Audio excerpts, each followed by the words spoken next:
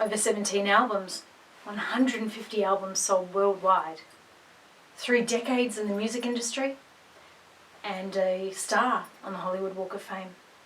Tommy Steele, once an iconic caricature of an 80s rock star, whose records touched the lives and hearts of many, is a far cry from his old self in the glory days of the late 80s. He's battled addiction, the trappings of fame, several lawsuits, and a couple of blind children. And now he's on the uphill battle to being noticed again.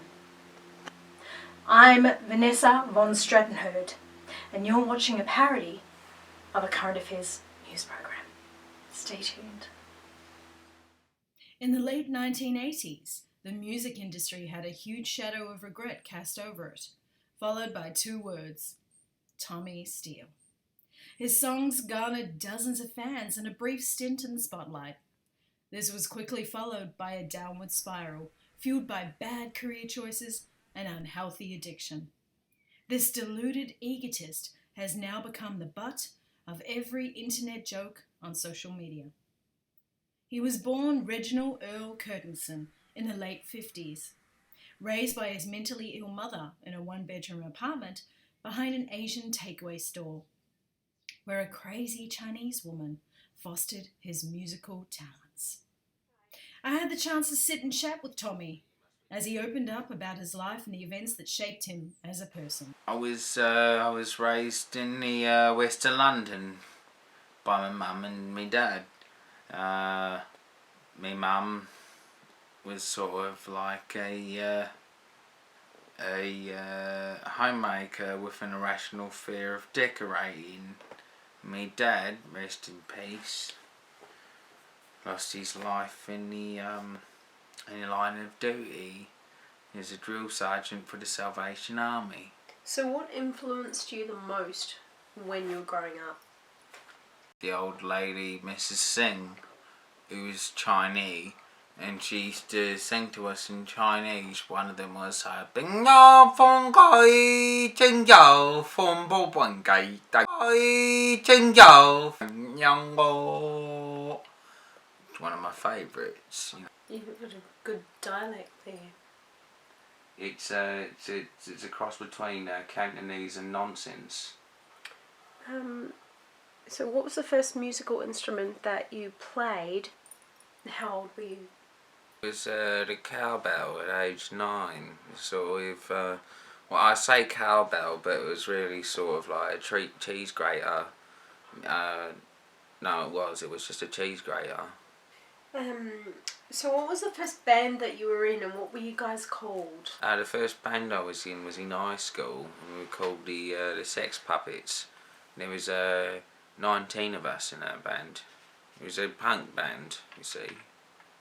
19? 19. Why did the band break up?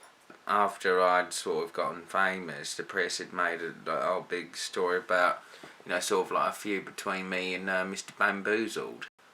What was your first job after school? I worked in the local pub scene. We had a karaoke night in the pub that I was working at, the Leaky Knob. After just 3 hours of karaoke, Tommy was picked up by a deaf music producer who was well known for producing generic top 40 pop acts of the late 1980s. His name was Colonel Plank. 10 months later, his first album was released. The record was a massive financial letdown. Tommy Steele Part 2 received negative responses and numerous death threats. It failed to break even and reach the top 200 Billboard charts.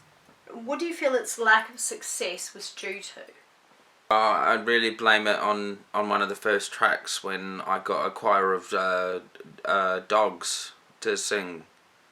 That probably was not a very a good choice on my part. The record label decided that Tommy Steele and his producer were financially unviable and a liability. They dropped them from the album and terminated their contracts. But every cloud has a silver lining, and the two decided to form their own label. Today it is known as Crap Music Limited.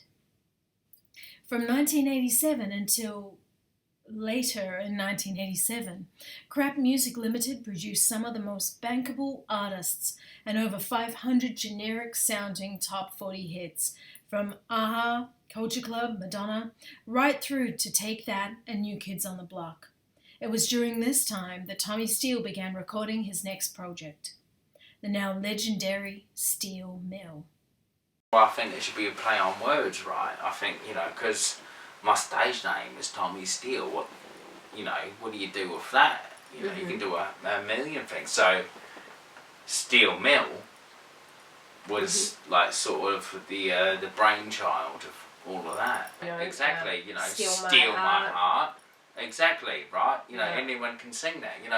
You steal my heart with a steel knife. Stealing the night away together. And there was that hit as well, Steal Your Furniture. Steal my furniture. Steal my furniture. Nah, mate, I'll steal your furniture. Which was sort of like a Weird Al Yankovic sort of like tribute. Yeah. Like a banter back and forth. Yeah. It was a bit of a banter back and forth, and there was also my rock opera, Steel O Queen. The album proved to be a financial success, selling over 4 dozen records just in the world alone. A lot of the time it was hard to deal with because it happened in such a quick, short time. Like people say, overnight. It wasn't actually overnight. A lot of people think it was more like over like a period of 6 months or something. So how long into your tour of Africa did you notice the addiction of multivitamins was starting to take hold of you? About one day. Tommy Steele was a stereotypical rock star. Money, fame, and now an addiction to multivitamins.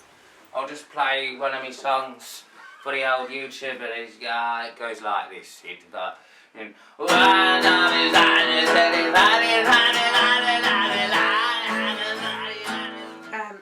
So how was it for you to be battling such a hard addiction to multivitamins while recording and creating new projects? It's like this, love, One day you're taking 12 multivitamin pills a day, and the next day you're sort of like snorting protein powder off a Labrador's back. It's a vicious cycle.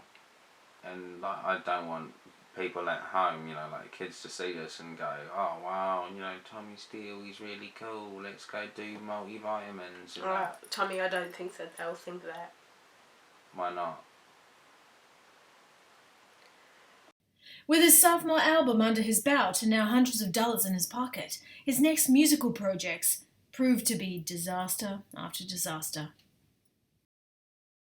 I had a couple of albums that didn't do quite so well after Steel Mill. It was Sergeant Capsicum in the Lonely Bones Club band, the Dark Side of the Wall, Pink album, which didn't do too well. As Tommy Steele began to fade away into his addiction, so did too his music into obscurity. His last album, Dark Side of the Wall, was labelled a blatant plagiarism on pop culture and didn't even manage to sell 1 copy. During the next 2 years, Tommy Steele decided to try his luck in other industries. This included him trying to be an actor in several E-grade movies. Mr. Steele Goes to Wellington, The Undergraduate, Debbie Does Dunedin, and Stealing Private Ryan. So at this point in your life, your records, they weren't selling. You're addicted to multivitamins. You and Colonel Plank had become estranged. And basically, your movies were considered box office poison. So what was going through your mind at this time?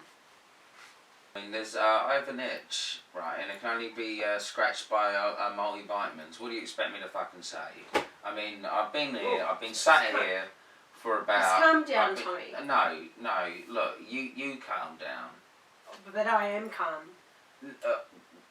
You know what, I'm done. This interview's over. Thank you very much. Tommy! I like your face, but see you later. Bye. He stormed off, kind of. At this point, Tommy Steele walks out of the interview and heads for the bathroom. A few minutes later, no one can get through to the overdramatic rock star. We've got to finish the interview.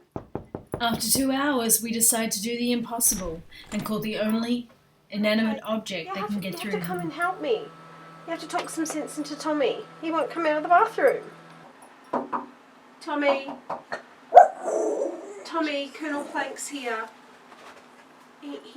He wants to talk to you. I can't do it, mate. I can't do it. It's not good, man. I'm not in a good place, you know. You left me for the mother artists. No, it doesn't matter, man. It doesn't matter. Don't matter what you say, you can't get me out of here. I'm gonna take a load of multivitamins. Next thing I'm gone. Fucking hell, man.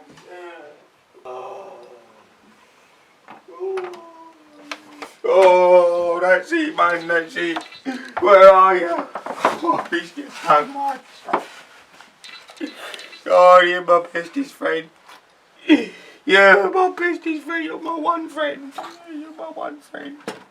Tommy Steele is recovering from his past, his demons, his lack of success, and his addiction. But this once mediocre 80s rock icon has finally come full circle and is about to perform his first performance in over 13 years. That's interesting. If there was one word that would sum up your life, what would that word be? Haberdashery.